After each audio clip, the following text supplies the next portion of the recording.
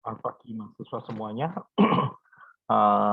Ini adalah video untuk agenda pertemuan yang ke-13. Oke, baik kita lihat dulu untuk pertemuan yang ke-13 dari RPS. Itu agendanya apa ya? Jadi ini RPS-nya. Pertemuan ke-13 adalah membahas mengenai bab 9, ya. Sisi gelap kepemimpinan, ya. Oke, jadi materi yang akan saya bawakan kali ini adalah mengenai sisi gelap kepemimpinan, ya. Oke, baik, langsung saja materi mengenai sisi gelap kepemimpinan, ya. Oke, ini adalah materi terakhir mahasiswa semuanya untuk proses perkuliahan kepemimpinan, ya. Ini adalah pisau analisis terakhir ketika kalian akan uh, menganalisis kepemimpinan seseorang, ya. Dari awal perkuliahan kalian sudah saya ingatkan bahwa output dari mata kuliah ini adalah kemampuan untuk menganalisis kepemimpinan seseorang, begitu ya.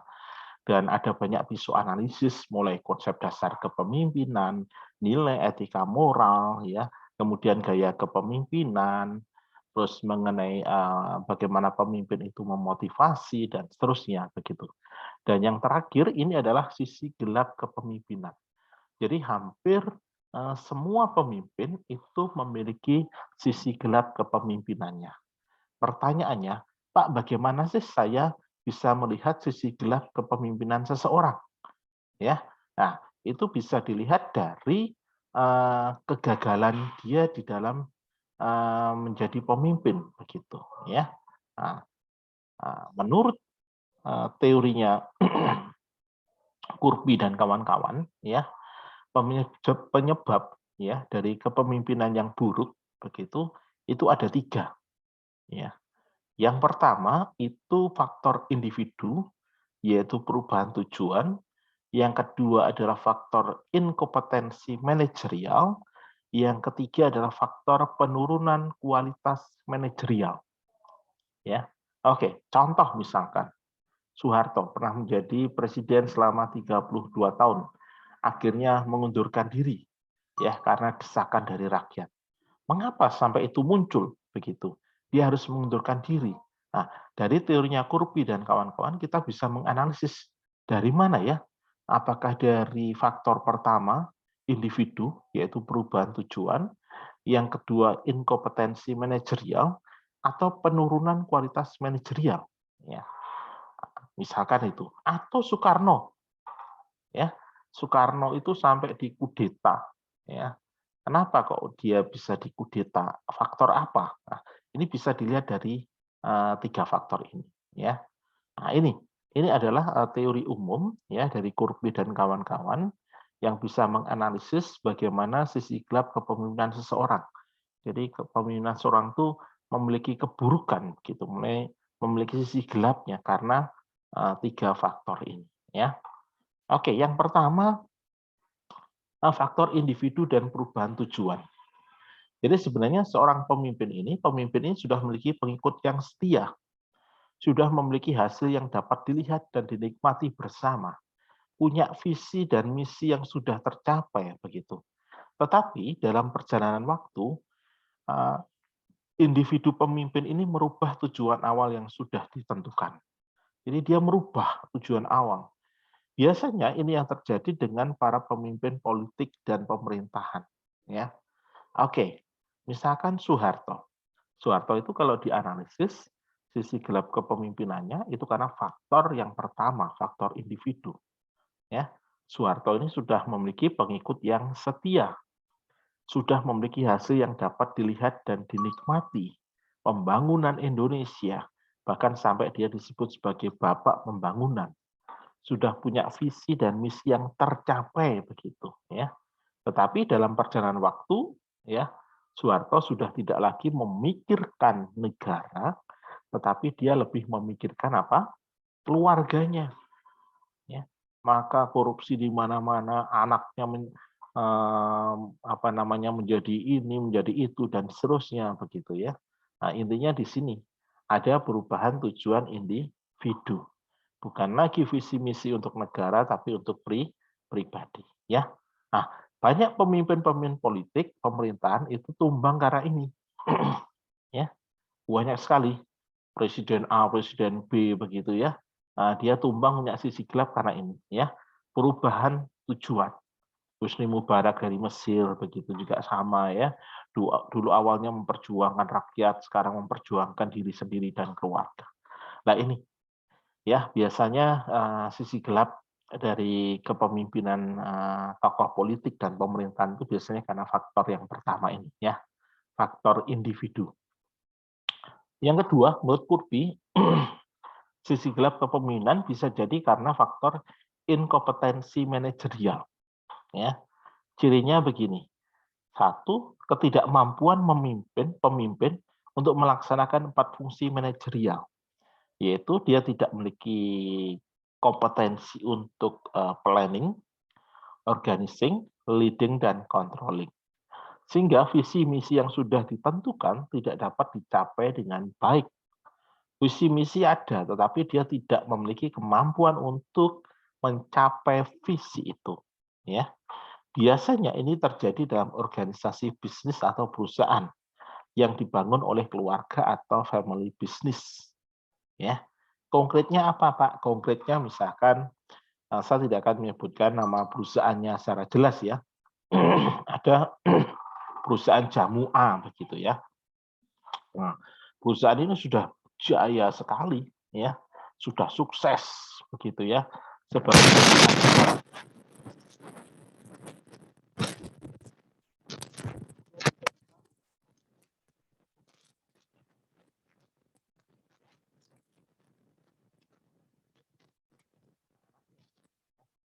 ya karena perusahaan keluarga mau nggak mau sang anak yang anak pertama ini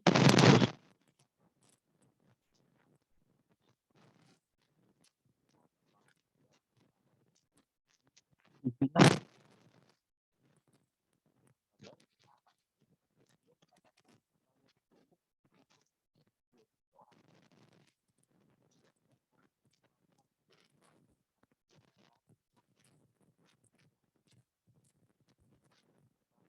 sudah pertama ini kasih nama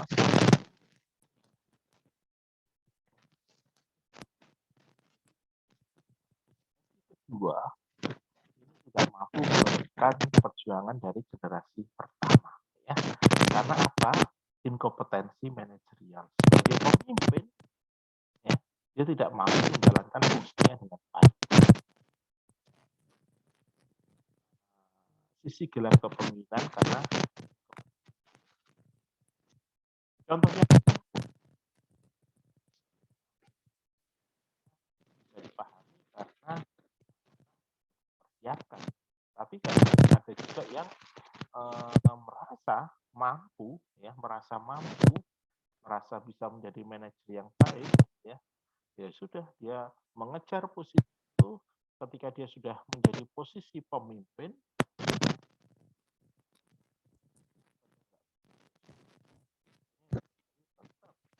ya.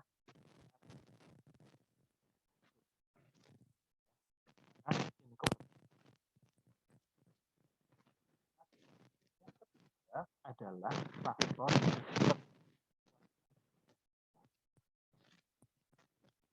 seseorang karena faktor penurunan kualitas manajerial.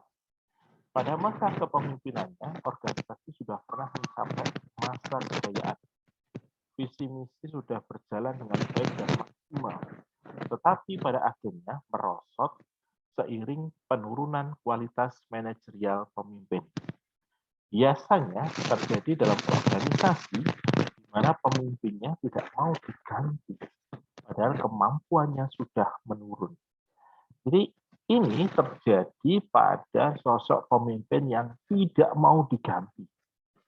Ya, dia mau terus menjadi pemimpin, padahal kemampuan fisiknya sudah menurun. Daya ingatnya menurun, tetapi tetap ingin jadi pemimpin. Yang terjadi apa? Iya sudah, ya kepemimpinannya akan terus seiring dengan menurunnya kualitas dirinya. pemimpin-pemimpin yang tidak mau diganti ngoyot gitu ya. Ya akhirnya ya sudah, organisasi atau perusahaan tumbang seiring dengan tumbangnya kemampuan dia. Ya. Banyak sekali contoh di organisasi bisnis biasanya. Ya. Jadi organisasi bisnis, family bisnis, generasinya pertama tidak mau diganti, dia tetap ingin jadi pemimpin, padahal situasi perubahan terjadi di mana-mana, dia tidak mau berubah karena dia sudah malas mikir. Ya, nggak apa-apa pakai model kayak gini, zamanku bisa kok. Padahal zaman sudah berubah. Ya sudah, akhirnya perusahaan tumbang. Ya, seiring dengan ya ketidakmampuan dia sebagai seorang pemimpin untuk mengikuti perubahan zaman.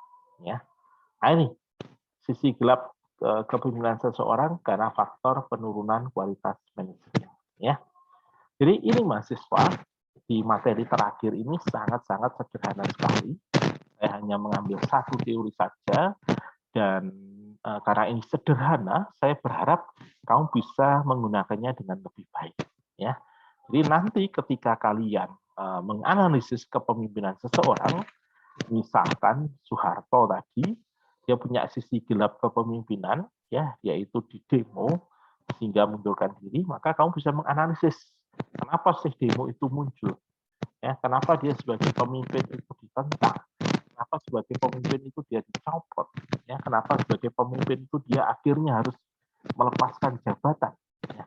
Alasan-alasan itu bisa kamu analisis dari perspektif teorinya Kurbi ini. Ya. Bisa jadi karena faktor yang pertama, ya, bisa jadi faktor yang kedua atau yang ketiga ini kualitas penurunan kualitas manajemen. Oke, baik mahasiswa, ini sangat singkat sekali materi terakhir dari saya ya, mengenai